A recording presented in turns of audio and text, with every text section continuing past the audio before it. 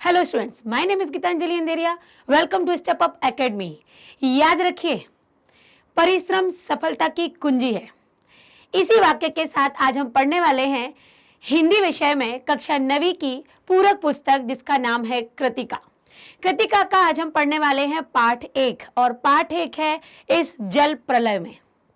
इसके जो लेखक हैं वो हैं फणीश्वर नाथ रेणु। इन्होंने इस जल प्रलय में अपनी ही कोई संस्मरण लिखा है, अपनी ही कोई याद लिखी है। और जल प्रलय, आप नाम से ही कितना भयानक लगता है सुनने में, जल प्रलय। अपने आप ही दिमाग में पता नहीं कहाँ कहाँ के कल्पनाएं उभर कर आ जाती हैं। यदि हमने कहीं जल देखा हो बहुत तो तुरंत दिमाग में यूं प्रलय का नाम आते से ही हमारा दिमाग घूम जाता है। हम सोचने बैठ जाते हैं, अच्छा प्रलय, बहुत सारा पानी। प्रलय, दिमाग में तुरंत पानी आता है। इतना अधिक पानी, जब पानी अपनी सीमा से आगे बढ़ जाता है, जब पानी या जल जब तूफान का रूप ले लेता है, एकदम उफान पर आ जाता है, जिसको हम कह सकते हैं, कई कहते भी हैं कि पानी अपने क्रोध पर है, अपनी सीमा से पार हो चुका है, वो प्रलय में आता। बाढ़ एक समय के बाद, एक हद के बाद प्रलय का रूप ले लेती है। तो प्रलय का ही यहाँ पर बताया है कि किस तरीके से लेखक के यहाँ बारिश हुई थी और इतनी अधिक बारिश की छाती तक, ऐसा बोला गया है इसमें कि छाती तक, सीने तक लोग डूबने लगे थे। लोगों के खाने पीने की सामग्रियां किस तरीके से आई, क्या क्या लोगों ने अपने पास रखा, किन किन क्षेत्रों तक पानी होते हुए चला गया, ये सारी बातें लेखक ने इसमें वर्णित की हैं। बहुत नई नई जगह की बात की है, मतलब उसी क्षेत्र के नए नए क्षेत्रों की बात की है। लोग किस तरीके से तेज बारिश में या बाढ़ के हालात जब बनते हैं तो कैसे इंतजाम करके रखते हैं अपने घरों में अपने सामानों का, कैसे लोग डर जाते हैं और कैसे कुछ लोग इस माहौल का मजा भी उठाते हैं जब थोड़ा पानी रुक जाता है। क्योंकि कई लोगों को बारिश में भीगना, पानी में जाना, छप छप करना बड़ा अच्छा लगता है। लेकिन जब ये एक सामान्य सी जानकारी है कि जब पानी अपने सीमा से बाहर हो, उस समय कभी भी व्यक्ति को उसके साथ छेड़खानी नहीं करनी चाहिए। क्योंकि वो प्रलय का वातावरण है, पानी अपने उफान पर है, जल अपने उफान पर है। उस समय उस माहौल से हमें दूर ही रहना बेहतर है। तो ये तो थी सामान्य बातें पाठ को लेकर, और एक अंत में जो मैंने कहा ये सामान्य जानकारी थी आपके लिए।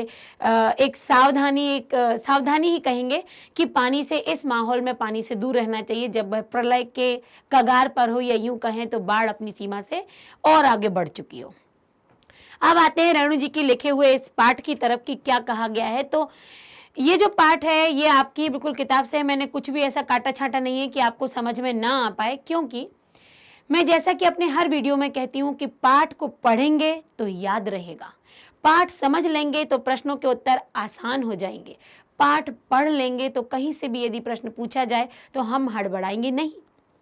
इसके लिए पाठ को पढ़ लेते। थोड़ा बड़ा हुआ तो क्या हुआ, हम उसको पढ़ेंगे, समझेंगे, थोड़ा सा हमें लेंदी लगेगा, लेकिन जब वो प्रश्न आएंगे ना तब हमें बिल्कुल भी लेंदी नहीं लगने वाले, लंबे नहीं लगेंगे, कठिन नहीं लगेंगे, क्योंकि हम पाठ में इतना समय दे चुके हैं, हमें पाठ याद हो चुका है।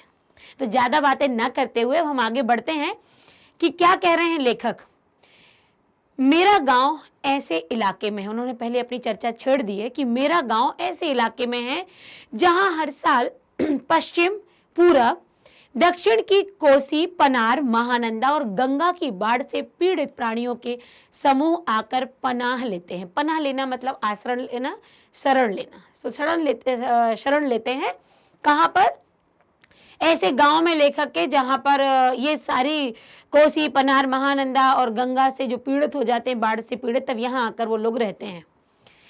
पर्ती क्षेत्र में जन्म लेने के कारण अपने गांव के अधिकांश लोगों की तरह मैं भी तैरना नहीं जानता था। उनकी जो पर्ती क्षेत्र मतलब किनारे पर था, ऐसा नहीं था कि वहाँ बहुत अधिक बाढ़ आ जाए कि उनको तैरना आ जाए, क्योंकि जहाँ बाढ़ के हालात बनते रहते हैं वहाँ लोग ये सब अपने सुरक्षा के लिए तैरना सीख लेते हैं। वो तैरना तो खैर सीखना चाहिए हमारी सुरक्षा के लिए भी, और इसके अतिरिक्त स्वास्थ्य के लिए भी कहीं ना कहीं हमें जरूरी होता है, हमारे लाभ के लिए भी जरूरी होता है कि हमें तैरना आना चाहिए। और दूसरा ये, हर कला में हमें निपुण होना चाहिए। और ये अंत की बात आ जाती है कि हमें लोग अपना क्या है, वजन घटाने के लिए भी कई बार क्या करते हैं, तैरते हैं, स्विमिंग करते हैं। तो एक कला के आधार पर, दूसरा शौक के आधार पर, और तीसरा यदि वजन कम करना हो तो उसके आधार पर। अब आपकी इच्छा है कि तैरना किस में करेंगे, लेकिन हमारे लेखक ने तैरना नहीं सीखा क्योंकि वो कह रहा मुझे जरूरत ही महसूस नहीं हुई, तो मैं तैरना नहीं जानता था। किंतु 10 वर्ष की उम्र में पिछले साल तक, जब वो 10 वर्ष के थे, उसके पिछले साल तक भी जब 10 वर्ष के रहे होंगे, तो वो क्या थे, वह स्काउट स्वयं सेवक, स्काउट गाइड होता है ना, जिसमें बहुत ये स्वयं सेवक संघ राजनीतिक कार्यकर्ता, मतलब जब स्काउट गाइड में होते हैं लड़के और लड़कियां, तो क्या करते हैं, वो समाज सेवा करते हैं। उनकी जो ड्रेस होती है वो पुलिस के जैसी होती है, टोपी होती है, बड़े अच्छे स्मार्ट लगते हैं यूँ कहें तो ये क्या करते हैं, इनको समाज सेवा सिखाई जाती है। इनके टेंट लगते हैं ऐसे ऐसे गाँव में, कस्बों में, देहातों में, लोगों को सुविधाएं देते हैं, लोगों की मदद करते हैं, इनको मदद करना सिखाया जाता है। किस तरीके से आप यदि जंगलों में जाएंगे तो वहाँ यदि लोग हैं, आदिवासी हैं, तो कैसे उनकी मदद करोगे, यदि आप फंस गए तो आप कैसे अपनी मदद करोगे। तो ये वाई स्काउट में थे, स्वयं सेवक, राजनीतिक कार्यकर्ता अथवा रिलीफ वर्कर की हैसियत से बाढ़ पीड़ितों के क्षेत्र में काम करता रहा हूँ। वो कह रहे हैं कि मेरे क्षेत्र में बाढ़ नहीं आती थी, लोग पनाह लेते थे, लेकिन मैं ऐसे जगह मैंने काम किया है इन क्षेत्रों में कि मुझे बाढ़ जो पीड़ित लोग थे उनको मैं राहत देता था, राहत का कार्य वहां पर पहुंचाता था। हाई स्कूल में बाढ़ पर लेख लिखकर प्रथम पुरस्कार पाने से लेकर धर्म युग में कथा दशक के अंतर्गत बाढ़ की पुरानी कहानी को नए पाठ के साथ प्रस्तुत कर चुका हूं। अब उन्होंने कहा कि देखो, बाढ़ से मेरा कोई लेना देना नहीं था, बाढ़ मेरे क्षेत्र में आती नहीं थी, हम लोगों को पनाह देते थे, तो हमें तैरना नहीं आता था, लेकिन बाढ़ के हालातों से लोग कैसे निपटते हैं तो मैं ऐसे कोई क्षेत्र में कार्यशील था जहां मैं लोगों की मदद करता था। और इसके अलावा मैंने बाढ़ से संबंधित एक लेख भी लिखा जिसपे प्रथम पुरस्कार मिला। और उस बाढ़ से उन्होंने कहा कि आगे भी मैंने कई अपनी पुरानी कहानियों को जो नए पाठ के आधार पर प्रस्तुत कर भी चुका हूं। तो ये उन्होंने बता दिया। बाढ़ शब्द मेरे लिए अनजाना था, लेकिन फिर भी मैंने बहुत कुछ उसमें किया। मेरे कई उपन्यासों में बाढ़ की विनाश लीलाओं के अनेक चित्र अंकित हुए हैं। देखो, उन्होंने बाढ़ की विनाश लीलाएं, देखिए एक बात मैं बताऊं, बाढ़ आना, भूकंप आना, ये हमारी क्या होती है, या कोई महामारी का फैलना, ये प्राकृतिक आपदाएं होती हैं। और प्राकृतिक आपदाएं जन धन की हानि करती हैं, बहुत तबाही के साथ करती हैं, बहुत तबाही।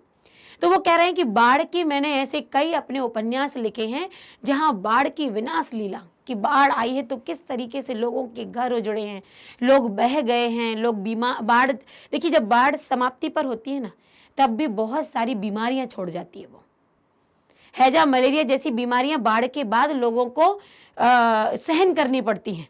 तो बाढ़ अपने साथ उस समय तो जनधन की हानि करेगा, लेकिन लंबे समय तक वो क्षेत्र कैसा हो जाता है, उससे पीड़ित रह जाता है।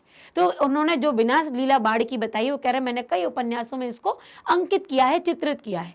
गांव में रहते हुए बाढ़ से घिरने, बहने, भसने और भोगने का अनुभव कभी नहीं हुआ। देखो, मैंने बताया ना कि उन्हें बाढ़ का अनुभव नहीं था, लेकिन बाढ़ से उन्होंने कल्पना की, या वो स्काउट गाइड में थे तो बाढ़ पीड़ितों को उन्होंने जो राहत पहुंचाई, तो बहुत कुछ लेखक ने बिना अनुभव के भी अनुभव कर लिया था लोगों के द्वारा। देखिए कई बार क्या होता है, हमारे ऊपर वो दुर्घटना नहीं घट पाती है, लेकिन यदि आप में इतना अपनत्व तो मानवता है कि आप लोगों पर घटी घटना को सहज स्वीकार करते हैं कि यदि मेरे साथ होता, मतलब ये व्यक्ति इतना बीमार है, ये व्यक्ति इस तरीके से यहाँ परेशान है, और आपने उनकी परेशानी को समझ लिया, तो आप क्या लिखेंगे कि मैं परेशान तो नहीं हुआ, लेकिन लोगों को देखा इस परेशानी में, तो उसका अनुभव मैंने किया है, मुझे अनुभव है इस बात का। ठीक वैसे ही लेखक ने बाढ़ के क्षेत्र में नहीं रहे, बाढ़ को कभी उन्होंने सामने से नहीं देखा, लेकिन बाढ़ से संबंधित जो परेशानियां रही हैं उनसे लेखक को अनुभव जरूर रहा है।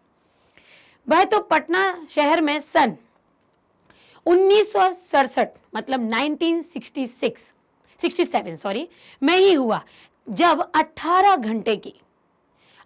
घंटे की अविराम वृष्टि, वृष्टि क्या होता है, बारिश होती है, अविराम मतलब जो रुके ना, जो विराम न ले। तो 1967 की बात है, 1967 में ये हुआ था पटना शहर में कि 18 घंटे तक लगातार बारिश हुई थी। पुनपुन का पानी, मतलब कोई क्षेत्र है पुनपुन, वहां का पानी राजेंद्र नगर, कंकड़बाग तथा अन्य निचले हिस्सों में घुस गया था। ये पटना के आसपास के क्षेत्रों की बात हो रही है, घुस गया था। अर्थात बाढ़ को मैंने भोगा है। पहले तो बचपन में कभी बाढ़ नहीं देखी, लेकिन आगे जाके मैंने उस बाढ़ को खुद भुगता है। शहरी आदमी की हैसियत से, देखिए मैं जिस गांव में रहता हूं वहां बाढ़ नहीं आती थी, पानी इस कदर आगे नहीं बढ़ता था, पर चूंकि मैं पटना शहर में रह रहा हूं, तो मैंने जो बाढ़ के नजारे देखे हैं ना, वो एक गांव के बच्चे की तरह नहीं देखे, वो मैंने शहर के लोगों की तरह, शहर की हैसियत से देखे हैं।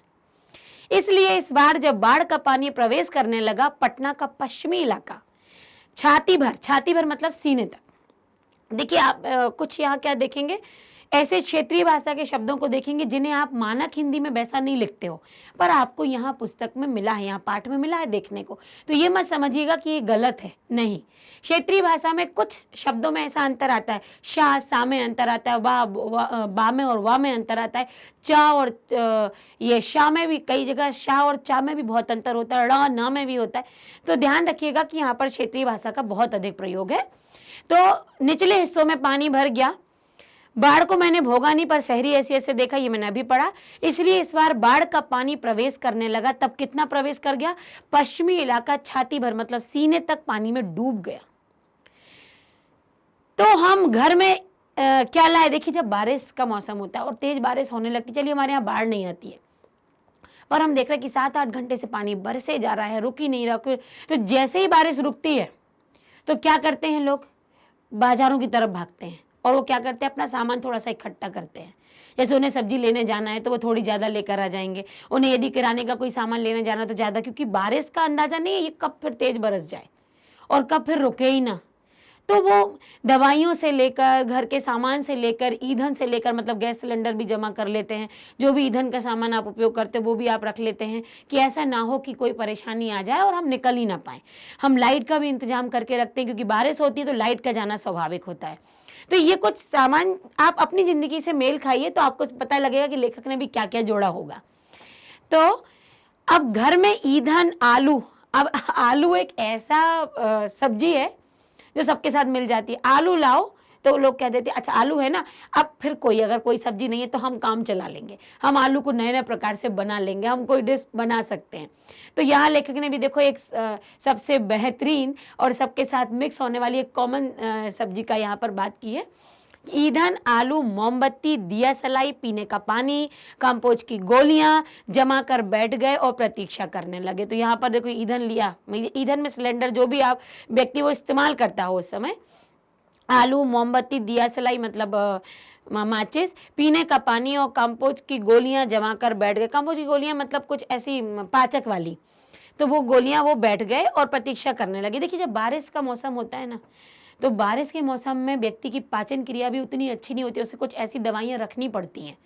तो क्या है कि इन सब सामान को, क्योंकि देखिए ईंधन भी चाहिए हमें, सब्जी भी चाहिए, अब लाइट, मैंने कहा था ना लाइट जाती है तो उसका इंतजाम भी करना पड़ेगा। तो दिया सलाई, मोमबत्ती, पीने का पानी भी इस्तेमाल, क्योंकि भैया पानी तो चाहिए ही ना हमारे लिए। पीने का हम भोजन के लिए थोड़ी देर इंतजार कर सकते हैं, लेकिन हम पीने के पानी का क्या करेंगे यदि खत्म हो गया भोजन? तो हम घर में कुछ होगा तो गटर सटर बना के कैसे भी करके भोजन का इंतजाम तो कर ही लेंगे, लेकिन पानी को हम कहाँ से लेकर आएंगे? तो इन सब का इंतजाम करके वो बैठ गए और प्रतीक्षा करने लगे कि भाई अब इंतजाम हो गया है, अब देखते हैं ये बारिश रुकती है कि और बरसती है। तो आगे देखिए और क्या वर्णन करते हैं। 5 बजे जब कॉफ़ी हाउस जाने के लिए शहर का हाल मालूम, मतलब कॉफ़ी हाउस जाना था, लेकिन किस उद्देश्य से? कि चलो भाई कॉफ़ी हाउस चलते हैं, वहाँ गरम गरम कॉफ़ी पियेंगे और वहाँ बैठ के जरा नज़ारे लेंगे कि शहर कैसा लग रहा है बाढ़ में। ये सबका मन होता है, खास तौर से जेंट्स होते हैं वो बैठ ही नहीं पाते हो, बच्चों का भी मन करता है आसपास पानी है तो छप छप छप किया जाए, बारिश रुक जाए, हम मजा ले लें। तो निकला तो रिक्शे वाले ने हंसकर कहा, अब कहाँ जाइएगा, कॉफी हाउस में तो अबले पानी आ गया होगा। अबले मतलब बहुत ऊपर, एकदम डूबने जैसा, अबले पानी आ गया होगा। 5 बजे तो ये हो गया। अब motor, scooter, tractor, motorcycle, truck, टमटम, ये क्या थे? ये साधन थे। ये क्या साधन थे कि motor, scooter, tractor, motorcycle, truck, टमटम, साइकिल, रिक्शा, ये कुछ और पैदल लोग पानी देखने जा रहे थे। इन सब वाहनों से भी लोग जा रहे थे, जिसके पास जो भी साधन था, जिसको जो भी मिला वो पानी देखने जा रहा था। हमारे यहाँ भी जब क्या होता है कि कोई डैम है और वहाँ पर पानी यदि ऊंचाई पर है तो सबका मन करता चलते हैं दूर से देख कर आते हैं। इनका भी वही मन था, तो इन सब से लोग जा रहे थे, लौट भी रहे थे। देखने वालों की आंखों में जुबान पर एक ही जिज्ञासा थी, पानी कहाँ तक आया? ये देखिए जब भी हम जाते हैं तो हम यही देखते हैं आखिर पानी कहाँ तक पहुँचा है, कितना पानी भरा होगा, क्या रेड अलर्ट हो गया होगा, क्या वहां तक सीमा से बाहर पहुंच गया होगा, ये तो हम अंदाजा लगाते हैं। तो जब कॉफी हाउस वो पहुंच गए, अब देखो रिक्शा वाले ने कहा कहाँ जाइएगा, लेकिन भैया हमें तो जाना है, देखना है। कॉफी हाउस बंद कर दिया गया था। सड़क के किनारे एक मोटी डोरी की शक्ल में गेरुआ झाग फेन उलझा पानी तेजी से सरकता आ रहा था। गेरुआ मतलब मटमैला टाइप का, मटमैला देखिए आप जब नदी तेज उफान पर होती है तो पानी कैसा होता है, ना तो वो पूरे पीले में होता है ना पूरे काले में होता है। मटमैला जिसे कहते हैं ना तो गेरुआ रंग का होता है, जैसे ईंट जैसे कलर का। तो झाग और तेज उफनता हुआ पानी झाग बनाता है, फेन फेन जिसे कहते हैं, फैन कहते हैं, झाग कहते हैं। तो वो कह रहे हैं कि सड़क के किनारे ऐसा आ रहा था बिल्कुल जैसे मोटी रस्सी, गेरुआ रंग की रस्सी झाग उगलती हुई चली आ रही है। मैंने कहा आचार्य जी आगे जाने की जरूरत नहीं, कोई होगा उनके साथ में जिनको वो कहते थे आचार्य। वो देखिए आ रहा है मृत्यु का तरल दूत। ये देखिए कितनी बड़ी बात कह दी गई है, जो कि आपको कहीं भावार्थ में भी आ जाएगी या फिर आशय स्पष्ट, भावार्थ नहीं आशय स्पष्ट करने को आ जाएगी। तो मृत्यु का तरल दूत किसे कहा गया, ये देखिए आप इसको याद रखिएगा। मृत्यु का तरल दूत किसे कहा गया है? मृत्यु का तरल दूत कहा गया है जो मोटी शक्ल का जो गेरुआ झाग उछलता पानी आ रहा है ना, उस पानी को कहा गया है मृत्यु का तरल दूत। तरल मतलब द्रव, दूत आ गया वो उतर कर, और कौन किसका दूत? हम यमदूत कहते हैं ना, तो यम ना कह के यह मृत्यु दूत कहा है, क्योंकि बाढ़ का पानी जो आ रहा है ना वो किसी को भी निगल सकता है। जब तेज बाढ़ आती है और ऐसा प्रलय के जैसा हो जाता है ना, तब डर लगता है। उन झुग्गी झोपड़ियों में रहने वालों का सोचो, हम बड़े बड़े घरों में रह लेते हैं, लेकिन जो ये सामान्य बिल्कुल निचले स्तर के हमारे जो झुग्गी झोपड़ी वाले भाई बंधु होते हैं उनका क्या हाल होता है? वो तो बारिश के आने से ही अपना ठिकाना ढूंढने लगते हैं।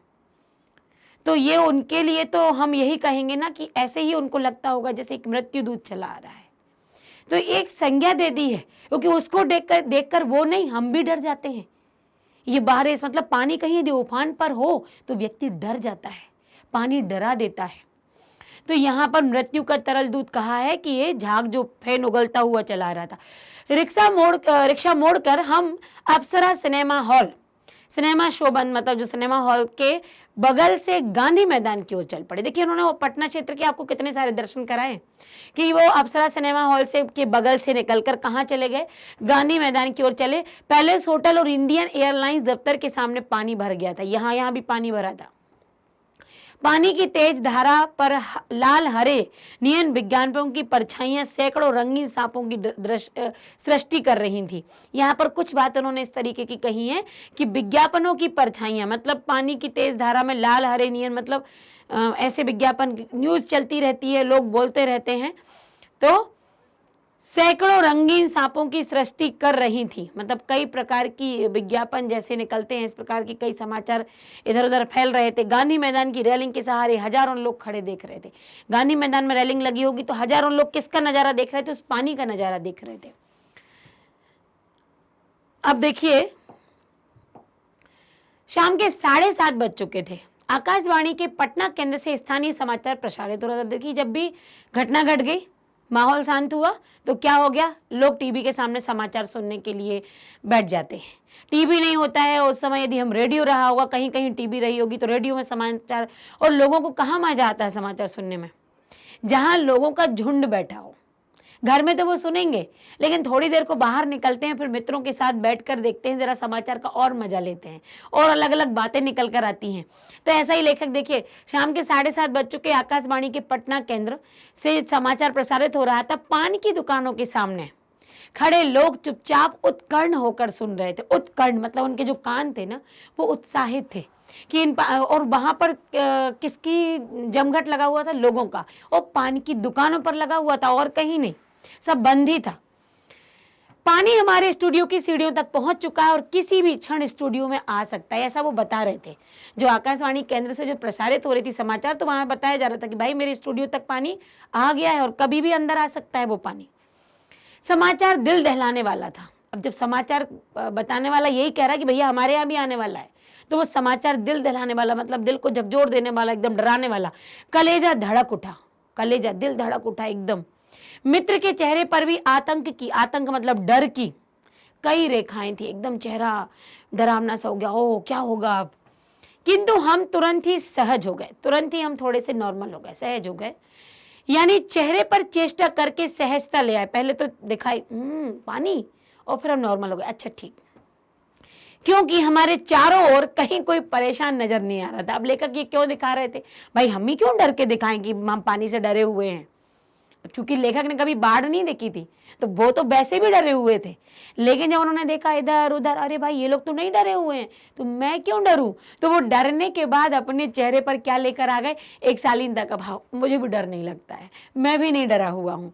तो वो भी कह रहे हैं कि मैं पहले तो मैं डरा, मेरा मित्र डरा, लेकिन बाद में हम लोग शांत हो गए, क्योंकि हमारे आसपास जो लोग थे उनमें कोई भी मुझे परेशान नजर नहीं आ रहा था।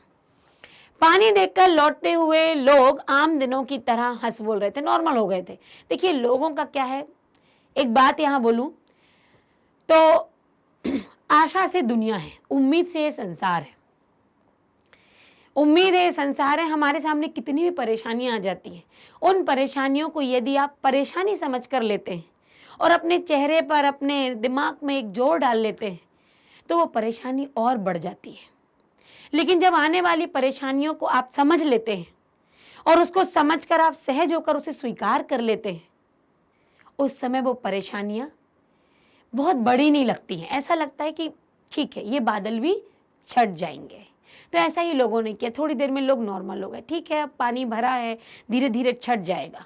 बारिश थी, हम कुछ कर तो सकते नहीं है, उसको हम रोक तो सकते नहीं है। बारिश आ चुकी है, इतना जनधन नुकसान हुआ है, यहाँ पानी भर गया है, इन दुकानों में ये नुकसान हुआ, लेकिन अब ठीक है, कुछ नहीं कर किया जा सकता।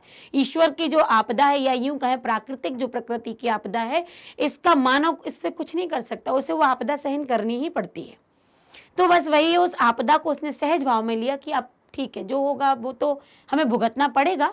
तो सहज भाव में लोग हंस बोल रहे थे, बल्कि आज तनिक अधिक ही उत्साहित थे। उत्साहित इसलिए कि बहुत सारा पानी देखना था। हाँ, दुकानों में थोड़ी हड़बड़ी थी। दुकानों में तो देखिए, अब दुकानों में जब पानी भरने लगा तो लोगों के ऐसे बहुत से सामान होते हैं जो नीचे पानी के आते से खराब होने लगते हैं, तो वो अपने सामानों को ऊपर रखने का प्रयास करते हैं। उनको गोदामों में, या गोदामों में भी ऐसा ऊपर की तरफ रहे, जमीन से नीचे टच ना हो। तो वो हड़बड़ी थी, नीचे का सामान ऊपर किया जा रहा था, रिक्शा, टमटम, ट्रक, टेम्पो पर सामान लादा जा रहा था, अपने अपने गोदामों में जाकर भरा जा रहा था। खरीद बिक्री बंद हो चुकी थी, लोग कुछ सामान खरीदे, कि लोग क्या कर रहे थे, अब यहाँ पर चावल रखा हुआ है, शक्कर रखी हुई है, सब कुछ रखा हुआ है, लेकिन अब आप खरीदने गए, अब वो व्यक्ति तो अपना सामान उठा रहा है, तो वो खरीदने के लिए आपको सामान उस समय बोल देगा भाई अभी नहीं, अभी तो हम सामान इकट्ठा कर रहे हैं, वो भी मना कर देगा। तो जो खरीद बिक्री थी वो क्या हो चुकी थी, मतलब खरीदना और बेचना बंद हो चुका था। पान वालों की बिक्री अचानक बढ़ गई थी। अब आप सोचिए पान वालों की बिक्री क्यों अचानक बढ़ गई होगी। अभी बताया था कि पान वालों की बिक्री अचानक बढ़ गई। लोग क्या कर रहे थे, पान की दुकान पर जाकर पान खाते हुए जो क्या चला, समाचार चल रहा था, उसको सुन रहे थे। अब खड़े हैं तो क्या करेंगे भाई, पान की दुकान पे खड़े, चलिए पान का भी मजा लिया जाए और साथ में चार लोगों के साथ बैठकर उस समाचार का भी मजा लिया जाए। तो पान वालों की बिक्री बढ़ गई थी। आसन्न संकट से कोई प्राणी आतंकित, मतलब जो संकट आ गया था उससे कोई प्राणी ऐसा डरा हुआ नहीं दिख रहा था। सब, जैसा मैंने कहा ना, परेशानी आई है उसको सहज रूप में लिया कि ठीक है, हम निपट लेंगे इससे, है ना। अब आ गई है तो कुछ नहीं कर सकते। आगे देखिए लेखक क्या कह रहे हैं। राजेंद्र नगर चौराहे पर, देखिए एक बात, अगर मैं ये पाठ ना आपको पढ़ाती, ऐसी नॉर्मल बता देती, तो आप पटना के किन क्षेत्रों से अवगत हुए और आप समझ पा रहे हैं कि रेणु जी ने कितना ध्यान से मतलब उस बाढ़ का चित्रण किया हुआ है। हम, मतलब मैं आपको पढ़ा रही हूँ, मेरे दिमाग में चल रहा होगा, हाँ ऐसा पानी चल रहा है, मतलब कि ऐसा पानी भर गया होगा, इस क्षेत्र में भर गया होगा। और आप भी अपने दिमाग में जब ये कल्पना करेंगे तो आप देखना ये पाठ आपको ऐसे ही याद हो जाएगा। अभी प्रश्नों के उत्तर आप यूं ही मुझसे पहले दे दोगे।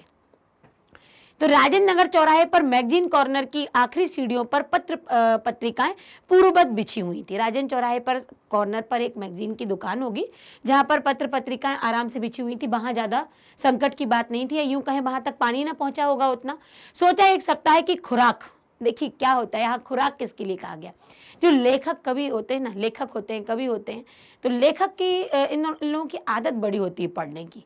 ये एक बुक लेंगे, फिर उन्हें कुछ नया दिख जाएगा वो लेंगे, और इनको ये बुक इतने दिन में खत्म ही करना है, मतलब उनको पढ़ने की लत होती है। हालांकि लत बहुत अच्छी होती है, क्योंकि कहते हैं कि पुस्तकों से बड़ा कोई मित्र नहीं होता और सच्चा मित्र कोई नहीं होता है। पुस्तक में पढ़ा हुआ पाठ हमारे जीवन में हमें बहुत लाभदायक सिद्ध होता है। हमेशा पुस्तकों को पढ़ते रहना चाहिए, और पुस्तक में पढ़े हुए पाठ को अपने जीवन में जो व्यक्ति उतार लेता है, वो पुस्तक का पढ़ा हुआ पाठ सार्थक हो जाता है। कोई हमें इतना अनुभव नहीं दे सकता जितना किताबें हमें अनुभव देती हैं। तो किताबों से अपनी मित्रता बनाए रखिए और किताबों को पढ़ते रहिए। और ये लेखक की जो लत है, खुराक जिसे कहा गया, खुराक, हम दवाई की खुराक लेते हैं ना, सुबह लेना, शाम लेना, दोपहर लेना, तो उनने अपने पढ़ने को खुराक का नाम दे दिया है कि एक खुराक तो एक साथ ले ही लूं, मतलब कुछ पत्रिकाओं को तो ले लूं, क्या क्या ले लूं, हेडली चेंज ले लूं, या एक ही सप्ताह में फ्रेंच जर्मन सिखा देने वाली कोई किताबें ले लूं जो एक सप्ताह, देखिए उनका टारगेट क्या है, एक सप्ताह में हमें जर्मन और ये फ्रेंच सीखना है। योग सिखाने वाली कोई सचित्र किताब ले लूं जो बताए कि योग कैसे किया जाता है, ये उनके दिमाग में। अगर मुझे इन किताबों को उलटते पलटते देखकर दुकान का नौजवान मालिक कृष्णा पता नहीं क्यों मुस्कुराने लगा। किताबों को छोड़कर कई हिंदी, बांग्ला, अंग्रेजी सिने जो इन तीनों भाषाओं से जो रची हुई पत्रिकाएं थी लेकर लौटा और मित्र से विदा होते हुए कहा, पता नहीं कल हमने कितने पानी में रहें, पता नहीं कल कितना पानी आएगा। भाई आज तो हो गया, कल का नहीं पता कि कल क्या होगा, मौसम आज खुलेगा या फिर से बारिश होगी। बहरहाल ठीक, खैर, जो कम पानी में रहेगा वह ज्यादा पानी में फंसे मित्र की सुधि लेगा। अब वो सोच रहे हैं कि ठीक है, एक काम करते हैं, जो कल कम पानी में होगा वो जो मित्र फंसे हुए हैं उनकी सुधि, मतलब उनका याद करते रहना, उनकी नाम जपते मतलब लेते रहना और बात करते रहना कि कहाँ हो, कैसे हो। तो यहाँ पर क्या है, लेखक ने अपनी बात की है कि मैं पत्रिका लेना चाहता था, कुछ पत्रिकाओं का नाम भी उन्होंने दिया, क्या ये पढ़ूं, क्या ये पढ़ूं या ये पढ़ूं। तो वो मुस्कुरा के, जो दुकानदार था वो चलने ही वाला था थोड़ी देर में, बोलता पता नहीं कल कितने पानी में होंगे, पर मित्रों की खोज खबर लेते रहना भाई। कोलंबर के पास एक नया स्थान यहाँ पर आया, कोलंबर के पास जनसंपर्क की गाड़ी। देखिए जब भी क्या होता है, आजकल तो न्यूज इतनी आ गई है कि ऐलान करने की जरूरत नहीं, उन्हें अनाउंसमेंट करने की जरूरत नहीं पड़ती है, बहुत ही कम किसी किसी क्षेत्र में होता है। पर उस समय थी ये प्रथा कि जैसे ये इस तरीके की आपदाएं आती हैं तो अनाउंसमेंट होने लगता है, और होता भी है। जब बहुत जरूरत पड़ जाती है तो पुलिस के जो साथी होते हैं उनको ये काम करना पड़ता है। लेकिन यहाँ पर जो ऐलान करने वाला था उसने ऐलान भी कुछ इस तरह से किया कि भाइयों, ऐसी संभावना है कि बाढ़ का पानी रात्रि के करीब 12 बजे तक लोहानीपुर, कंकड़बाग, राजेंद्र नगर में घुस जाएगा। कितने बजे तक ऐसा ऐलान किया कि भाई सावधान हो जाओ, ये जो पानी है ये 12 बजे रात तक कंकड़बाग में, लोहानीपुर में और राजेंद्र नगर में चला जाएगा। तो आप लोग सावधान रहें। प्रतिध्वनि, सावधान हो जाए, सावधान, बता प्रतिध्वनि मतलब बार बार ये बोला जा रहा था, सावधान हो जाए, सावधान हो जाए। मैं गृह स्वामिनी कौन होती है? पत्नी। मैं गृह स्वामिनी से पूछा, मैंने गृह स्वामिनी से पूछा, भैया देखिए जब भी इस तरीके के हालात आते हैं तो घर के जो पुरुष होते हैं तो वो महिलाओं से यही पूछते हैं कि देखो ऐलान हो रहा है, अनाउंसमेंट चल रहा है कि लाइट जाएगी या बारिश आने वाली है या पानी यहाँ तक पहुँच गया है, तो बताओ जरा घर में कोई ऐसा सामान जो कि खत्म होने वाला हो, जो जरूरत का सामान जो लाना हो, क्योंकि बाद में नहीं जा पाएंगे, फिर मत कहना, है ना। तो उनने भी यही पूछा कि भाई सबसे पहले ये बताओ कि गैस का क्या हाल चाल है, क्योंकि गैस शायद ना मिले। तो अब यहाँ पर पत्नी क्या कहती, बस उसी का डर है, वो कब खत्म हो जाए। असल में सिलेंडर मीटर उटर ये हम ऐसे बोल देते ना, फल वल आना जाना आगे पीछे, तो ऐसे हम शब्दों को बोल दिया मीटर उटर की तरह कोई चीज नहीं होने से कुछ पता नहीं चलता। वो कह रहे हैं कि जैसे सिलेंडर में कोई मीटर यदि लगा होता ना तो हम बता पाते कितनी गैस उसमें बची हुई है, पर इसमें तो कोई मीटर लगा नहीं है तो बता तो पाएंगे नहीं कितनी गैस बची हुई है। अंदाजा लगा सकते हैं, केवल क्या है, अंदाज लगा सकते हैं कि बस, और उनके पास कोयला भी है जलाने को, तो वो सिर्फ 1-2 दिन का है, और साथ में ही स्टोव है, मगर किरासिन। अब मैंने आपसे कहा था ना कहीं कहीं क्षेत्रीय भाषा का प्रयोग हुआ है तो आपको लगेगा कि ये शब्द गलत लिखा है, पर वो गलत नहीं लिखा हुआ है। यहाँ पर क्षेत्रीय भाषा का है, वो केरोसिन ना कह के यहाँ पर किरासिन कह रहे हैं, मतलब केरोसिन, मिट्टी का तेल जो होता था केरोसिन, उसकी बात की गई है कि वो क्या है, एक ही बोतल है। तो देखिए जरा लेखक क्या कितनी परेशानी है, गैस सिलेंडर पता नहीं कब खत्म हो जाएगा, कोयला 1-2 दिन का है, स्टोव भी और केरोसिन में बस 1 बोतल ही बचा हुआ है। फिलहाल बहुत है, बाढ़ का भी यही हाल है। वो बात कर रहे हैं आपस में, मीटर उटर की तरह कोई चीज तो होती नहीं कि पता चल जाए। सारे राजेंद्र नगर में सावधान सावधान की ध्वनि गूंजने लगी, जोर जोर से आवाजें आने लगी। ब्लॉक के नीचे की दुकानों से सामान हटाए जाने लगे, जहां लेखक रहते थे वहां नीचे दुकानें होंगी तो दुकानों से सामान हटाया जा रहा था, जैसा कि पानी घुसने वाला है, आया नहीं है तो लोग अपना सामान बचा सकते थे। मेरे फ्लैट के नीचे के दुकान ने पता नहीं क्यों इतना कागज इकट्ठा कर रखा था, उनके फ्लैट के नीचे दुकान होगी तो कोई बहुत ज़्यादा उन्होंने कागज़ जमा करके, कितना कागज़, एक अलाव लगाकर सुलगा दिया, हमारा कमरा धुएं से भर गया। अब उसको कागज़ को क्या करना था, देखिए गीला होता तो वो दूसरे तरीके का कचरा बन जाता। तो उन्होंने क्या किया, इसको जलाना ठीक समझा और जलाया। तो अलाव, जो सर्दियों में जो अलाव जलाते हैं हम, लकड़ियों से जो आग जलाते हैं तापने के लिए, गर्मी के लिए, अपने शरीर को गर्म रखने के लिए, अलाव जिसे कहते हैं, तो उन्होंने एक अलाव लगाकर सुलगा दिया। लेकिन वो अलाव से इतना धुआं, देखिए बारिश के मौसम में क्या होता है, यदि आपका नहीं भी कोई वस्तु गीली हो रही है, कागज वागज तो ऐसे होते हैं कि वो अपने आप ही नरम होने लगते हैं। जैसे जैसे बारिश बढ़ती जाएगी, कागज को आप छूना तो ठंडा हो जाता है, नरम हो जाता है, उसको आप जलाना तो जलता तो है पर धुएं के साथ। लकड़ी भी यही काम करती है। तो धुआं क्या हुआ, अब लेखक के चूंकि नीचे ही था तो उनका पूरा जो रूम था वो तो धुएं से भर गया, सारा शहर जगा हुआ है। अब देखिए मैंने फिर वो आपसे बोला ये पश्चिम है पर यहाँ पश्चिम लिखा हुआ है, पश्चिम। तो पश्चिम की ओर कान लगाकर सुनने की चेष्टा की। हम सुनते ना, अच्छा यहाँ से आवाज आ रही है, अच्छा यहाँ से, तो पश्चिम की ओर से कुछ आवाज आ रही होगी। हाँ, पीर मोहानी, सालिमपुरा आहरा अथवा जन किशोर, नवल किशोर रोड की ओर से कुछ हलचल की आवाज। इतनी सारी रोडों को दिखा दिया, सारा पटना आपको लेखक ने यही दिखा दिया कि पटना में कौन कौन से क्षेत्र हैं। कुछ हलचल की आवाज़ें आ रही थी। जब इस तरीके की बाढ़ की आपदाएं होती है, कोई भी ऐसी घटना होती है तो हम सुनते हैं यहाँ से शोर हो रहा है, यहाँ से शोर हो रहा है। तो इतनी सारी जगह से आवाज़ आ रही थी, लगता है 1-1:30 बजे रात तक तो पानी यहाँ आ ही जाएगा। राजेंद्र नगर में चूंकि लेखक रहते थे, अभी उनको पानी का डर था क्योंकि ये बाढ़ क्षेत्र से नहीं थे।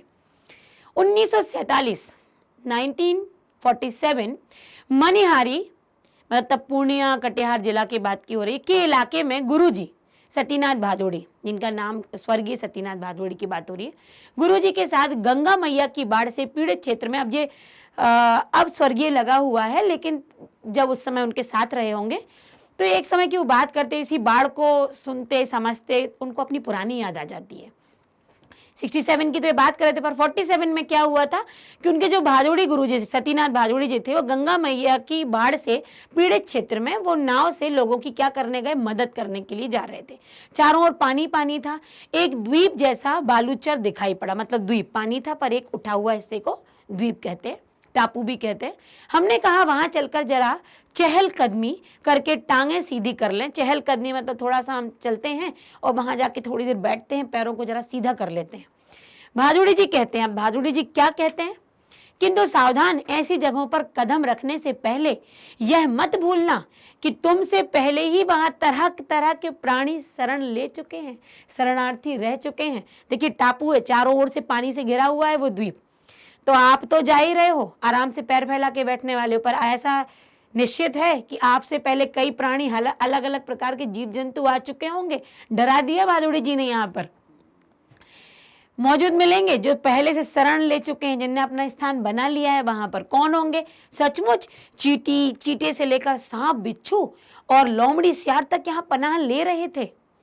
भादोड़ी जी की हिदायत थी, हर नाव पर पका ही घाव, पानी में पैर की उंगलियां जब सड़ जाती हैं तो तलवों में जब पानी लगातार, जब पैर में पानी में पैर होते हैं तो जो हमारे तलवे होते हैं, पैर का निचला हिस्सा, वो गलने लगता है, उसमें घाव हो जाते हैं, जो हमारी स्किन होती है वो छिलने लगती है, वो घाव पैदा कर देती है। तो उन घावों को कहा है उन्होंने पका ही घाव, जो घाव पक जाते हैं की दवा। मतलब वो कह रहे हैं कि जब ऐसे स्थानों पर हम आते हैं जब हमारा पानी, अधिकतर पैर पानी में होते हैं, पकने वाले घाव बनते हैं, वहां पर कुछ वस्तुएं अपने साथ लेके चलना पड़ती हैं। क्या, जैसे जो पका ही घाव की दवा, जो पक ना पाए ऐसी दवा रखते हैं कि यदि पक जाए तो ये दवा लगाने से वो ठीक हो जाए। दिया सलाई की डिबिया, मतलब माचिस रखते हैं, और केरासिन तेल रहना चाहिए, मतलब कैरोसिन, वही मिट्टी का तेल। और सचमुच हम यहाँ जहाँ जाते हैं खाने पीने की चीज से पहले पका ही घाव की दवा और दिया सलाई की मांग होती है। वो कह रहे जब हम ऐसे स्थानों पर जाते हैं तो पहले लोग ये नहीं कहते कुछ खाना पीना रखा, नहीं भाई, पहले ये बताओ दवाई रखी, घाव की दवाई रखी और साथ में ही माचिस रखी।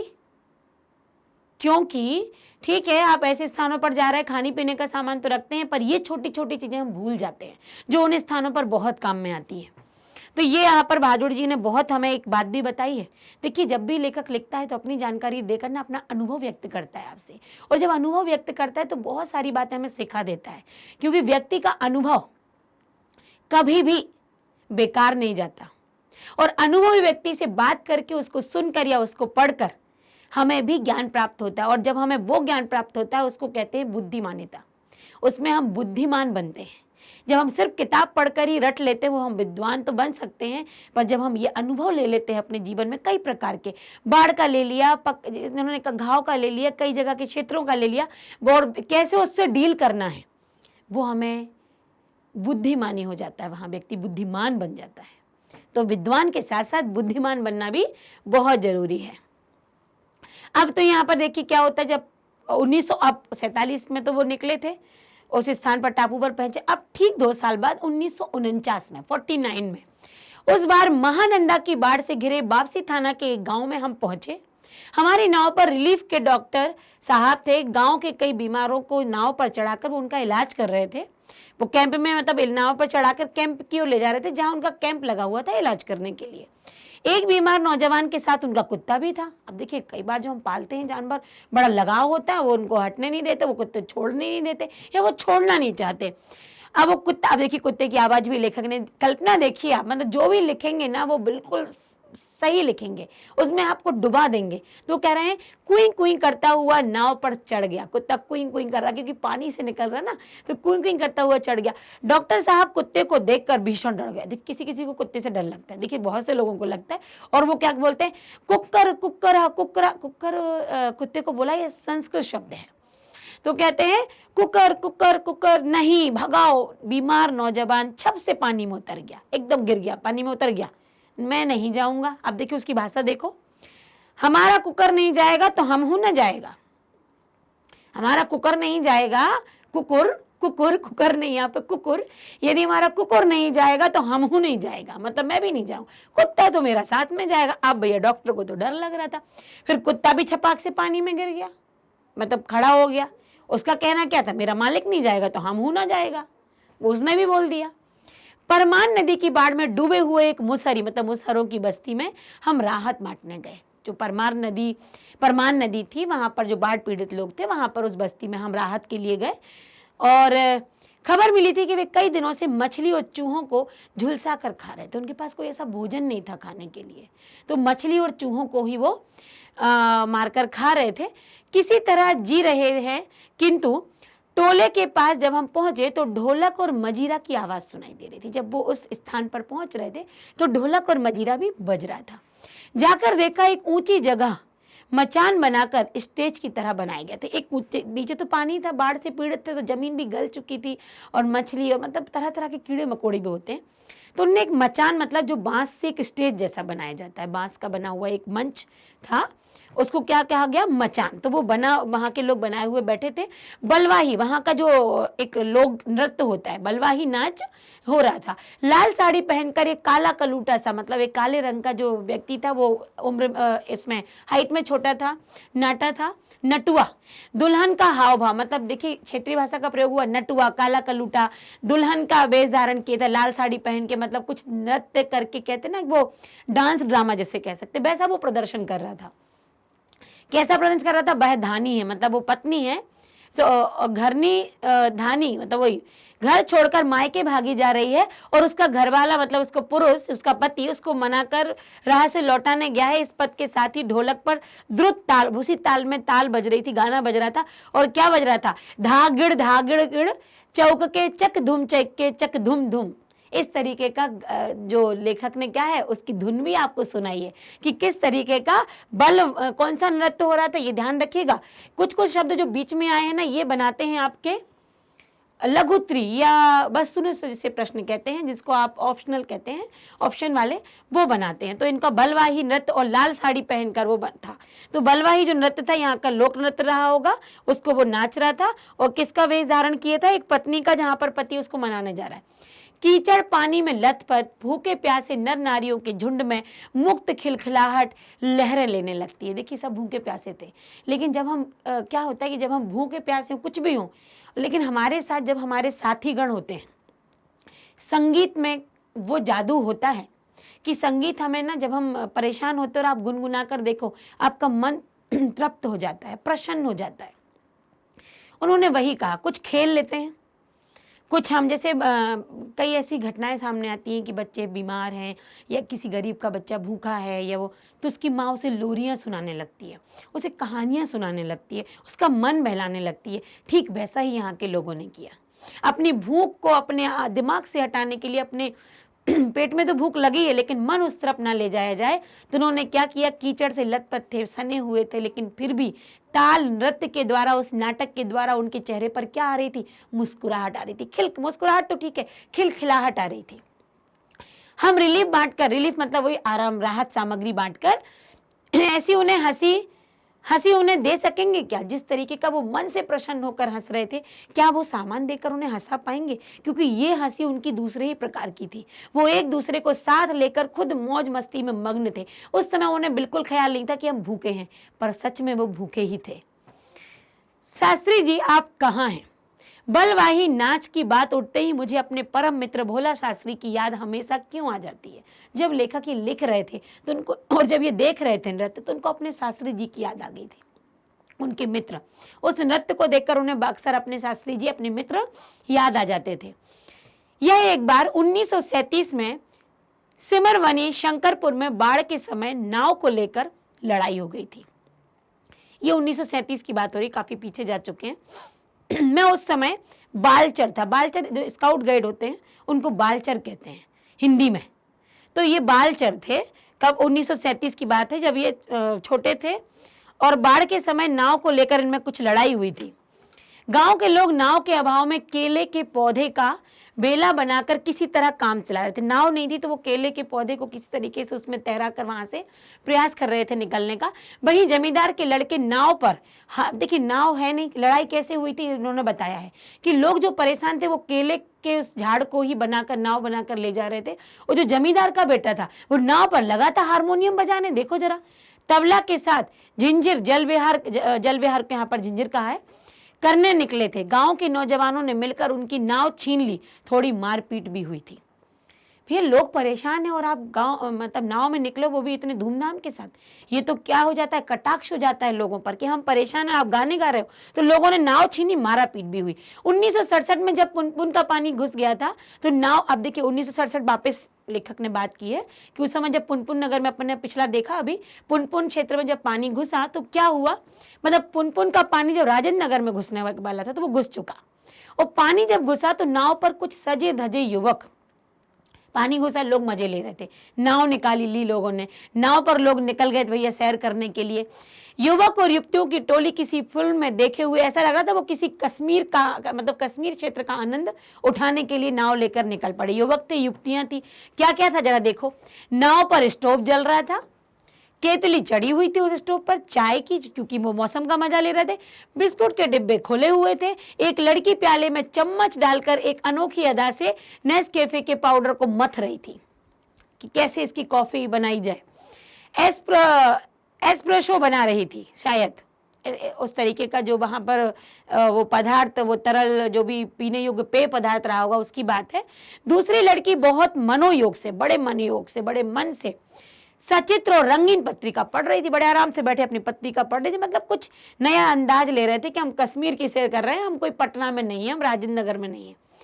एक युवक दोनों पांवों को फैलाकर बांस की लग्गी से, मतलब बांस के उस डंडे से क्या कर रहा था, नाव खे रहा था, मतलब नाव को चला रहा था कि नाव आगे की तरफ। इतना आनंद ले रहे थे, आप देख रहे थे स्टोव जल रहा है, केतली चढ़ी हुई है, पत्रिकाएं पढ़ी जा रही हैं, एस्प्रेसो बनाया जा रहा है और साथ ही बांस की उससे नाव को खे। दूसरा युवक पत्रिका पढ़ने वाली लड़की के सामने अपने घुटने पर कोहिनी टेक कर मनमोहक डायलॉग बोल रहा था। यूं घुटने पर अपनी कोहिनी टेक के बैठा होगा, कुछ ना कुछ डायलॉग बोल रहा होगा अपने मन चाहे अपनी धुन में। पूरे वॉल्यूम में बजते हुए ट्रांजिस्टर पर गाना चल रहा था भाई, ट्रांजिस्टर अच्छा गाना चले जा रहा था। और गाना क्या था, हवा में उड़ता जाए मेरा लाल दुपट्टा मलमल का। ये गाना सुनिएगा आप, ये गाना उनके ट्रांजिस्टर पर चल रहा था, हो जी करके ये पूरी धुन भी चल रही थी। हमारे ब्लॉक के गोलंबर में नाव पहुंची, अब उनका जो क्षेत्र था तो नाव वहां पहुंची। अचानक चारों ब्लॉक की छतों पर से लोग खड़े होकर, लड़कों ने एक साथ, अब लड़के होते हैं वो तो क्या करेंगे, जो जा रहा होगा तो ऐसे मौसम में क्या करते हैं लोग, एक दूसरे के मजे भी लेते हैं। अब घर से निकल तो पानी रहे, कुछ तो मनोरंजन के लिए होना चाहिए। तो जो नाव में वो युवक युवतियां जा रही थी, जो स्टोव और एस्प्रेसो और ये सब चीजें बना रहे थे, और गाना भी चल रहा था, गाना भी इतना अच्छा कि लोग सुनकर ही हंस दें। तो उस समय वो लड़के अपनी छतों पर खड़े होकर, जहां पर लेखक रहते थे, किलकारियों से, सीटियों से, फप्तियों से, मतलब फप्तियां होती कमेंट करना, की वर्षा कर दी। इस गोलंबर में किसी भी आवाज की प्रतिध्वनि मंडरा मंडरा कर गूंजती थी। मतलब उस क्षेत्र में, गोलाकार उस क्षेत्र में कोई कुछ बोल दे तो वापस आवाज इतनी गूंजती थी कि पूरे में छा जाती थी। तो लड़के ये कर रहे थे। अब देखो जरा क्या होता है। सो सब मिलाकर स्वयं ही उस ध्वनि संयोजन हुआ। सब बोले तो चारों तरफ वो आवाज गूंजने लगी। बड़े से बड़े गुणी संगीत निर्देशक बहुत कोशिश के बावजूद नहीं कर पाते हैं जैसा संगीत क्या करते उनकी आवाज गूंजे, पर यहाँ लेखक क्या अपने आप ही गूंज रही थी। उन फूहड़ युवकों की सारी एग्जीबिशनिज्म तुरंत छूमंतर हो गई। जो उन्होंने एक एग्जीबिशन टाइप का लगाया हुआ था, पूरा दिमाग में कुछ प्रदर्शनी टाइप की सोची थी, वो सब समाप्त हो गई। लोग क्या करने लगे, कमेंट करने लगे, हंसने लगे, और युवतियों के जो रंगे हुए लाल ओंठ थे वो कैसे हो गए, काले पड़ने लगे। इतना वो शर्मिंदा हो गई। नाव पर अकेला ट्रांजिस्टर था जो पूरे दम के साथ मुखर था, नैया तोरी मझधार होशियार होशियार, ऐसे करके एक और गाना, जो क्योंकि वो तो बंद करने ही भूल गए। काहो राम सिंगार पनिया आ रहलो है, उहू ना आ रहलो, ये उस क्षेत्र की भाषा का प्रयोग है। 2:30 बज गए मगर पानी अब तक नहीं, लगता है कहीं अटक गया। अब लेखक को इंतजार था, भाई पानी आए तो सही, देखना चाहता हूँ कितना आएगा और कहाँ तक आएगा। रात के 2:30 बज चुके हैं, 12 बजे का ऐलान हुआ था, पर 2:30 बज गया। पानी कहीं अटक गया क्या, आने रास्ता भूल गया क्या, जहां तक आना था वहां आया नहीं। तटबंध पर लड़ते हुए इंजीनियरों की जीत हो गई। मतलब तटबंध, तटों पर जो बंध लगा देते हैं, बांध जिसे बना देते हैं, उन बांधों पर इंजीनियर जीत गए। मतलब पानी को वहीं रोक दिया गया।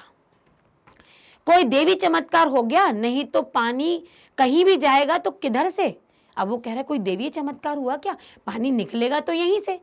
पानी को निकलने के लिए भी तो रास्ता चाहिए, कहीं ना कहीं से जाएगा, और जहां से जाएगा वहां से उछाल मारता हुआ आगे निकल जाएगा। तो आखिर पानी गया कहां से, रास्ता तो इधर ही है।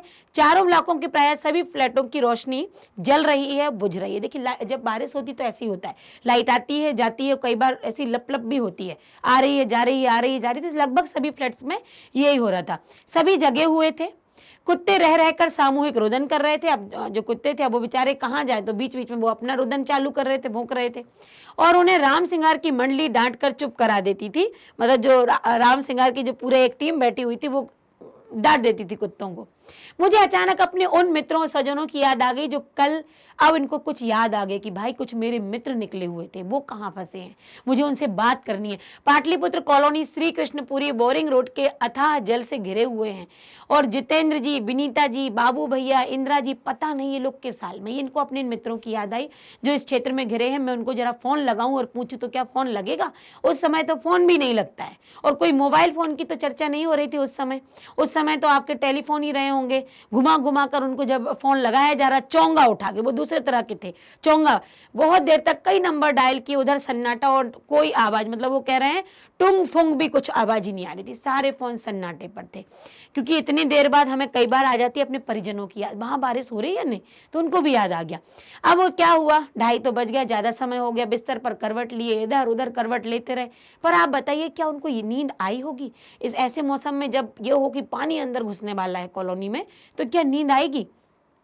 अब उनका मन हुआ कि कुछ लिखें क्या, नींद तो आ नहीं रही, कुछ लिखा जाए, पर लिखूं तो क्या लिखूं, ये भी लेखक के मन में प्रश्न था। कुछ भी लिखना संभव नहीं है, क्या जरूरी है कि कुछ लिखा जाए, नहीं, सोच लिया उन्होंने नहीं लिखता हूं। फिर कुछ स्मृतियों को जगाऊं, कुछ पुरानी यादें सोचता हूं बैठकर। पिछले साल अगस्त में नरपतगंज थाना चकरदाहा गांव के पास छाती भर पानी में खड़ी एक आसन्न प्रसवा हमारी ओर गाय की तरह टुकुर टुकुर देख रही थी। अब उन्हें कुछ याद आया कि एक ऐसी महिला जो प्रसव अवस्था में थी, गर्भवती थी, वो हम लोगों को जैसे गाय देखती है ऐसे ध्यान से देख रही थी। उन्हें कुछ याद आ गया। देखिए हम जब कभी लेटते हैं, बैठते हैं ना, कुछ मन न कर रहा हो तो हमारी कुछ धुंधली यादें हमारे सामने आती, आधी अधूरी सी। उनको भी आ गई, नहीं अब भूली बिसरी याद नहीं है। वो कह रहे नहीं सोचना मुझे कुछ भी, बेहतर है मैं अपनी आंखों को मूंद कर सफेद भेड़ों के झुंड को देखूं, भेड़ों के झुंड के देखने की चेष्टा करूं, उजले उजले सफेद भेड़ों के झुंड पर। किंतु सभी उजले भेड़ अचानक काले हो गए। अब वो सोच रहे थे भेड़ों का, लेकिन उनके दिमाग में अब आंखें बंद किए थे तो भेड़ काले काले नजर आने लगे। बार बार आंखें खोलता, मूंदता, काले को उजला करना चाहता, भेड़ों के झुंड को भूरा देखना चाहता। उजले भेड़, काले भूरे, किंतु वो सारे भेड़ कैसे हो जाते, धीरे धीरे काले रंग में परिवर्तित हो जाते। ओई धाहो ऐसे कैसे जल झकझोर मुझे जगाया गया, इस तरीके से जगाया गया कि देखो भाई पानी भरने लगा है, 5:30 बज रहे हैं सुबह के, सवेरा हो गया है। रहिलो पनिया आ गेलो, और राम सिंगार हो मोहन राम चिन्नर ओ, मतलब ये उधर की भाषा थी। इस तरीके से लोग एक दूसरे को उठा रहे थे, जगा रहे थे, बुला रहे थे। आंखें मलता हुआ मैं उठा तो देखा कि पश्चिम की ओर थाना के सामने सड़क पर मोटी डोली की शक्ल में फिर से वह मुंह में झाग फैन लगाए वो पानी आ रहा है, ठीक वैसा ही जैसा शाम के समय कॉफी हाउस में देखा था। क्या? मृत्यु का तरल दूध। तो वैसे ही उनको वो पानी सुबह 12 बजे का बोला, वो 5 बजे आया। तो वैसे ही वो झाग से भरा हुआ पानी चला आ रहा है, और जैसा कॉफी हाउस में देखा था, पानी के साथ साथ चलता हुआ, किलोल करता हुआ। अब देखिए पानी आ रहा, हो सकता है वो मृत्यु के तरल दूध की तरह ना रहा हो, थोड़ा कम रहा हो। बच्चे भी आ रहे थे उसके साथ साथ, इतना भयानक नहीं होगा, तभी बच्चे थे। तो बच्चे भी आ रहे, किलोल करते हुए, प्रसन्नता के साथ उछलते हुए। एक दल उधर पश्चिम दक्षिण कोने पर दिनकर अतिथिशाला से और आगे बस्ती के पास बच्चे कूद क्यों रहे हैं? नहीं बच्चे नहीं, पानी। उनको ऐसा लग रहा था कि बच्चे आ रहे हैं, पर वो बच्चे नहीं थे। बता रहे हैं कि वो किलोल करता हुआ बच्चों का एक दल उधर पश्चिम दक्षिण कोने पर दिनकर अतिथिशाला से आगे बस्ती के पास बच्चे कूद क्यों रहे हैं? पर क्या कह रहे हैं वो? बच्चे नहीं, पानी है। वह वहां मोड़ है, थोड़ा अवरोध है, मतलब जब हम टर्न पर लेते हैं ना तो थोड़ा रुकाव होता है, इसलिए पानी उछल रहा है। पश्चिम उत्तर की ओर ब्लॉक नंबर 1 के पास पुलिस चौकी के पिछवाड़े में पानी का पहला रेला आया। ब्लॉक नंबर 4 के नीचे सेठ की दुकान के बाजू में जो पानी की लहरें थी वो उठने लगी। अब मैं दौड़कर छत पर चला गया और चारों ओर शोर, कोलाहल, कलरव, चीख पुकार और पानी का कलरव, छल छल की आवाज आने लगी। पानी के कलरव मतलब यहाँ पर पानी का कल कल रव दिया है ना, तो पानी की जो कल कल छल छल आवाज होती है, मतलब पानी जो अपना शोर करता है, अपना कलरव करता है। और लहरों का नर्तन, मतलब लहरें क्या हो रही है? नर्तन, मतलब लहरें जो उछाल ले रही हैं, वो नाच रही हैं अपने तरीके से। लहरों में क्या है? नर्तन है। सामने फुटपाथ को पार कर पानी अब उनके पिछवाड़े की तरफ, पीछे वाले एरिया में सशक्त रूप से बहने लगा था। अब आप यहाँ पर देख पा रहे हैं कि लेखक ने मानवीकरण भी किया है। पानी का कलरव मतलब पानी की आवाजें, लहरों का नर्तन, तो कहीं ना कहीं प्रकृति का मानवीकरण का यहाँ पर प्रयोग हुआ है। गोलंबर के गोल पार्क के चारों ओर पानी नाच रहा था। गोलंबर का गोल पार्क जहाँ था, इसीलिए उसका नाम दिया गया होगा शायद। तो वहां पर पानी, देखिए पानी क्या होता है? तरल पदार्थ है। आप उसे ग्लास में डालो, उसका वैसा रूप ले लेगा ग्लास का।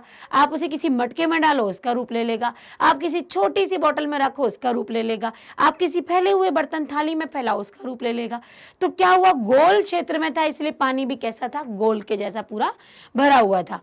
आ गया पानी बहुत तेजी से बढ़ रहा है, ऐसा लोगों में बातें होने लगी, मतलब चीखने लगे लोग, आ गया पानी तेजी से आ रहा है, चढ़ रहा है, करंट कितना तेज है, सोन का पानी है, नहीं गंगा जी का। अब देखिए जब ये इस तरीके की बातें आती है ना, तो चारों ओर से चारों प्रकार की बातें आती हैं। करंट तो नहीं आ रहा है, मतलब खंबे डूबने लगे हैं, ये अच्छा ये इस नदी का पानी आ रहा है, नहीं ये तो गंगा नदी का पानी है। ये लोगों की बातें हैं, और ये वातावरण कॉमन होता है। कोई भी घटना घट रही है तो लोग अपनी अपनी आशंकाएं लगाते हैं, अपनी अपनी कल्पनाओं में बातें करते हैं और अपने अपने विचार देते हैं। ऐसा लेखक के यहाँ भी हो रहा है। लेखक ने बहुत सहज और स्वाभाविक बातें की हैं हमसे, इतनी सहज और सरल बातें की हैं कि हमें पूरा उनकी जो वहाँ की भाषा है वो भी समझ में आ रही है।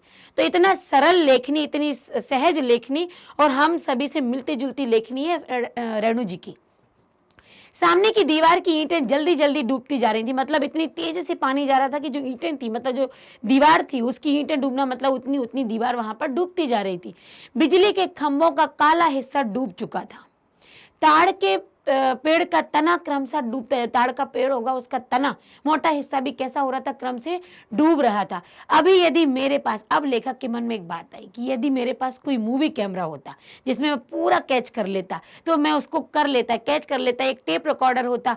बाढ़ तो बचपन से ही देखता आया हूं, किंतु पानी का इस तरह आना कभी नहीं। देखिए बाढ़ के क्षेत्र से नहीं थे, लेकिन कहीं ना कहीं उन्होंने नजारा तो देखा होगा, पर प्रलय जैसा ऐसी बाढ़ से लेखक बिल्कुल अवगत नहीं थे।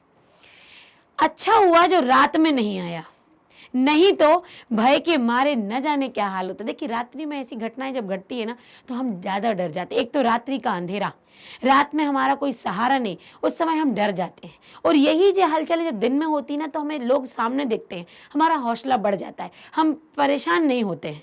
तो वो कह रहा है अच्छा हुआ भैया ये रात में नहीं आया पानी, नहीं हम तो डर ही जाते, अच्छा हुआ ये दिन में आया। देखते ही देखते गोल पार्क जो था वो पूरा डूब गया, जलमग्न हो गया। हरियाली जो मतलब पार्क की जो हरियाली थी वो लोप हो गई, सब कुछ ढक गया पानी में। अब हमारे चारों ओर केवल पानी नाच रहा था, केवल पानी ही पानी। भूरे रंग के भूरे रंग के भेड़ों के झुंड, भेड़ दौड़ रहे हैं। भूरे भेड़ वह चाय वाले की झोपड़ी गई चली गई, मतलब लोग अब क्या कर रहे हैं, लेखक आपको बता रहे हैं वहां का। चाय वाले की झोपड़ी बह गई, ढह गई। काश मेरे पास एक मूवी कैमरा, फिर उन्होंने यही बात की, काश मेरे पास मूवी कैमरा होता, काश टेप रिकॉर्डर होता, काश मैं रिकॉर्ड कर पाता, क्या होता। अच्छा है कुछ भी नहीं तो क्या, मतलब वो कह रहे हैं कि अगर होता भी तो क्या होता। अच्छा है ठीक है कुछ नहीं है, मतलब इतना भयानक दृश्य मैं रिकॉर्ड नहीं करना चाहता था। पहले सोचा होता पर नहीं है, तब भी अच्छा है कि कुछ भी नहीं है। कलम थी वह भी चोरी चली गई, अच्छा है कुछ भी मेरे पास नहीं है, मतलब उनके पास जो कलम थी वो भी वहां पर उनको मिल नहीं रही थी। अब वो कह रहे थे कि ठीक है ना मेरे पास कैमरा है, ना मुझे ये भयानक दृश्य रिकॉर्ड करना था, अच्छा है ना मेरे पास लेखनी है, ना मुझे कुछ लिखना था। तो लेखक यहाँ संतुष्ट होगा कि ठीक है अब मैं जो सामने दृश्य देख रहा हूँ वही बहुत है, बहुत डरावना, और मेरे पास यदि कुछ नहीं है तो मैं जो प्राप्त है वही पर्याप्त है। यहाँ लेखक ने अपने आप को तसल्ली दे दी। तो जो कुछ नहीं है मेरे पास, अच्छा है कुछ नहीं मेरे पास, ये लाइन देखिए बहुत कुछ कह देती है।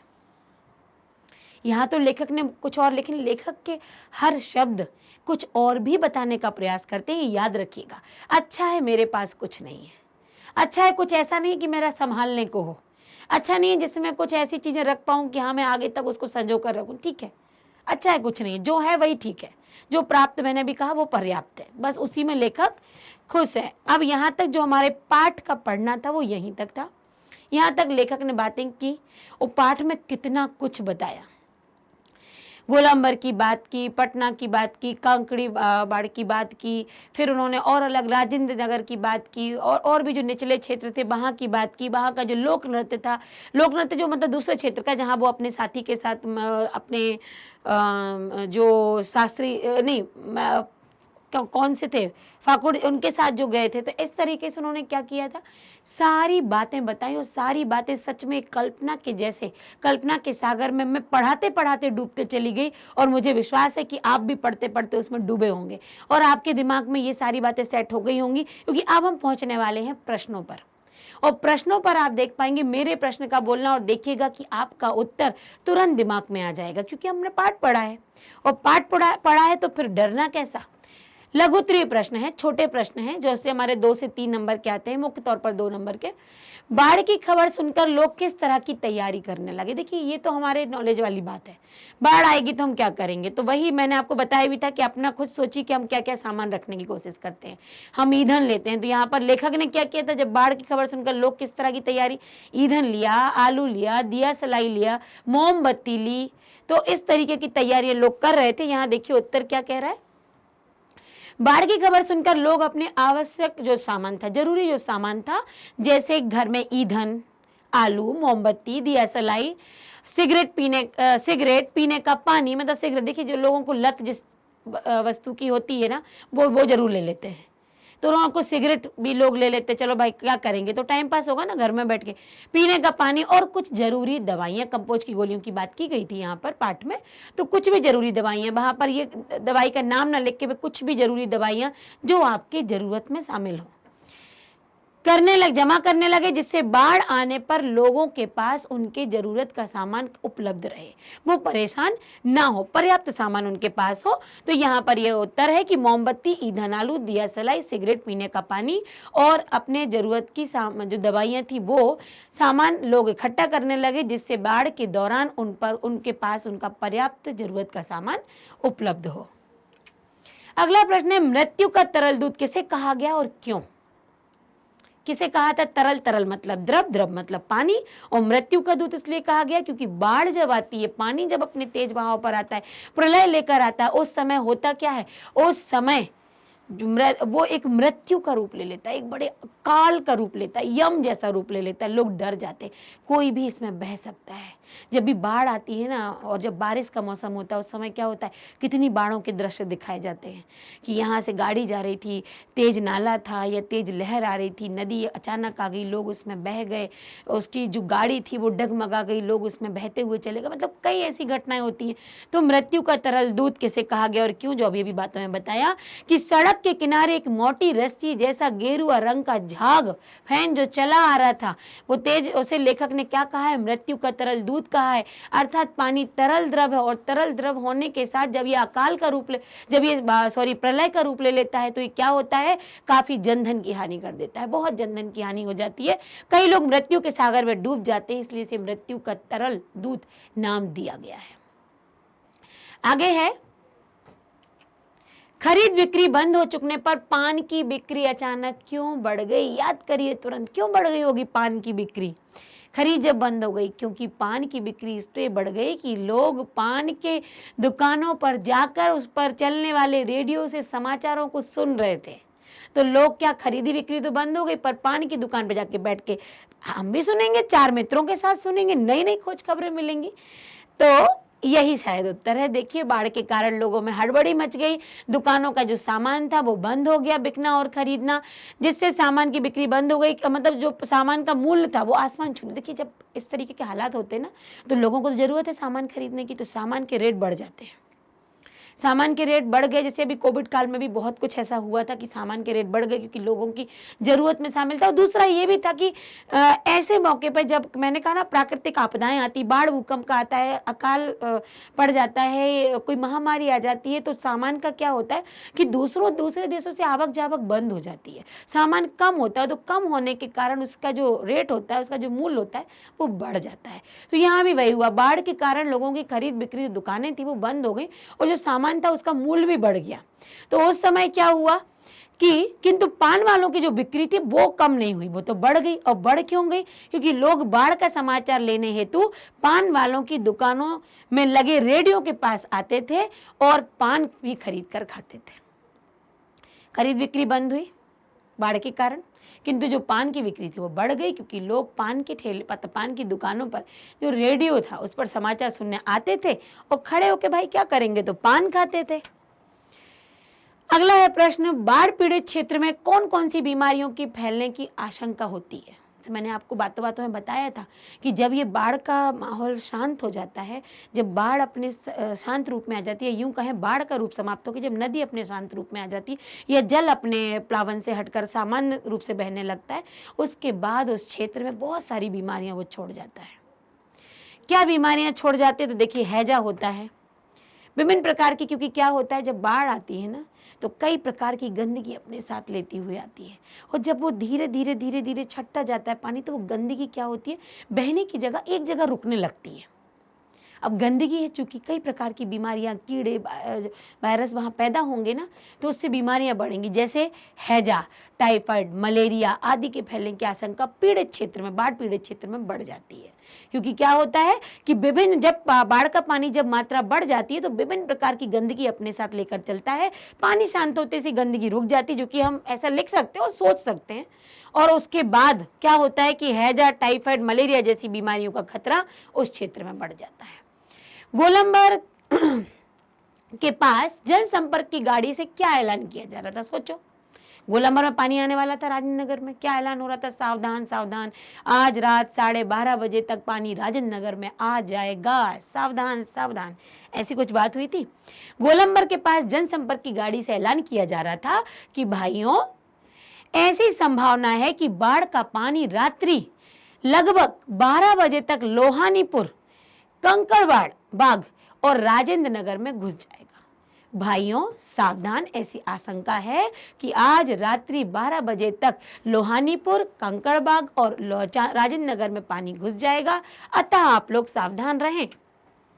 गैस के बारे में पूछने पर रेणु जी की पत्नी ने क्या कहा था, यही कहा था कि भाई गैस तो कुछ ही बची हुई है, और कोई मीटर उटर तो है नहीं कि गैस का पता लग जाए, और जो हमारे पास कोयला है वो भी 2-3 दिन का है, और साथ ही स्टोव तो है मगर केरोसिन 1 बोतल है। इतनी सारी बातें उन्होंने कही तो हमने देखो खोलते खोलते बता दी और आपको भी याद है। अब इन शब्दों में यदि आप फेर बदल कर देते हो कोई प्रॉब्लम नहीं है, आप स्वतंत्र हैं। आपको प्रश्न का उत्तर तो मालूम चल गया ना, अब उसको लिखना किस तरीके से है आप स्वतंत्र लिखने के लिए। आप यहाँ वाला लिखिए, आप मैंने जो बोला आप वो लिख सकते हैं अपनी भाषा में कि रेणु जी की पत्नी ने कहा कि बस उसी का डर है गैस खत्म होने का। अब खत्म होने वाला असल सिलेंडर में होता क्या है, कोई मीटर वूटर तो होता नहीं है कि पता लग जाए, कोई चीज होने से कुछ पता नहीं चलता, लेकिन अंदाजा है कि 1-2 दिन। और मेरे जो कोयला है पर स्टोव भी है, लेकिन कैरोसिन क्या है, एक ही बोतल है। दीर्घ उत्तरी यहाँ पर 2 प्रश्न आपके लिए हैं जो थोड़े से बड़े हो जाते हैं, 4 से 5 नंबर के आ जाते हैं। लोग कहाँ जा रहे थे और उनकी जुबान पर क्या बात थी। लोग जा रहे थे ना देखने, बाढ़ का पानी देखने जा रहे थे, और जुबान पर क्या बात थी, पानी कहाँ कहाँ आ गया होगा, पानी कितना आ गया होगा, किस लेवल तक वो पार कर गया होगा, ये सारी बातें होती हैं।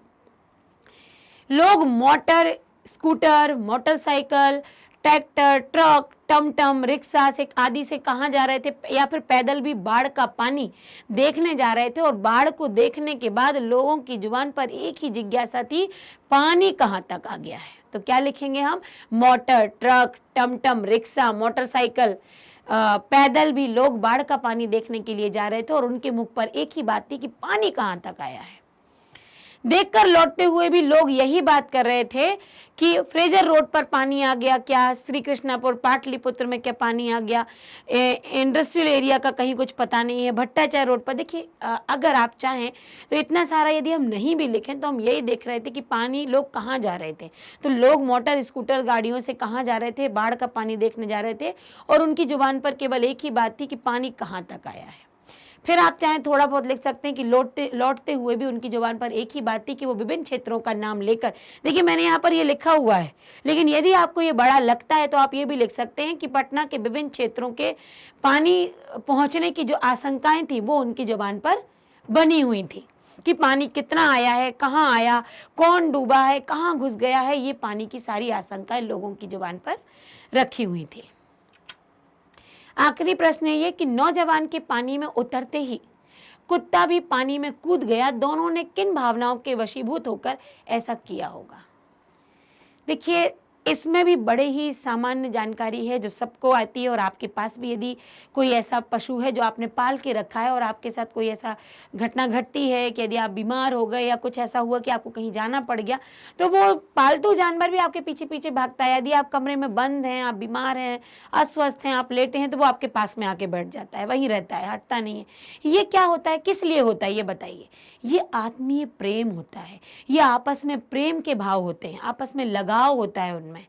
तो ये जो प्रेम के भाव होते हैं और यही भाव उस व्यक्ति में रहे होंगे। तो जब वो नाव से कूदा, उन्होंने कहा भैया इस कुत्ते को हटाओ, उन्होंने कहा था ना कुकुर, इसको हटाओ, तो व्यक्ति कूद गया, कुकुर भी कूद गया।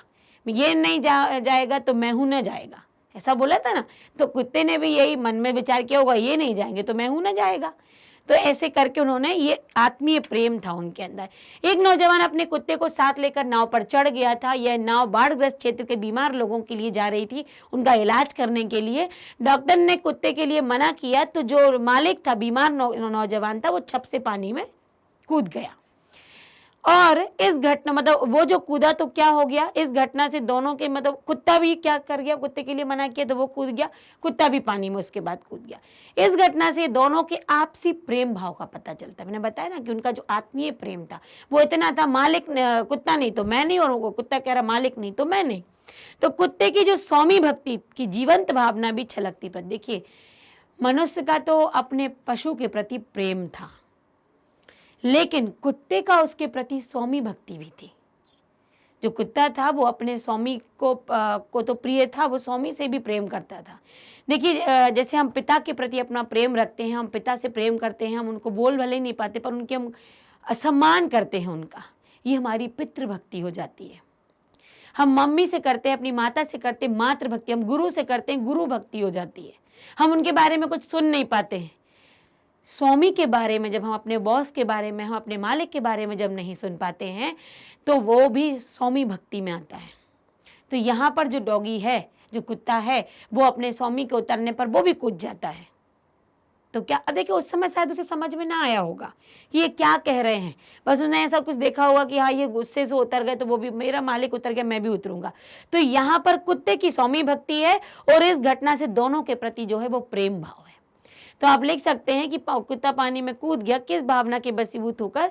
तो आप बिल्कुल दे सकते हैं कि जब यह जो बाढ़ पीड़ितों के लिए जो ये नाव जा रही थी उसमें जो व्यक्ति बैठा हुआ था पीड़ित, जब ये कहा गया डॉक्टर के द्वारा कि कुत्ता नहीं जाएगा तो वो व्यक्ति पानी से बाढ़ नाव से उतर गया, उसके उतरते से उसका कुत्ता भी उतर गया और कुत्ता जैसे उतरा। तो ये जो भाव थे ये दोनों के मध्य प्रेम भाव थे और कुत्ते का अपने स्वामी के प्रति भक्ति के भाव थे।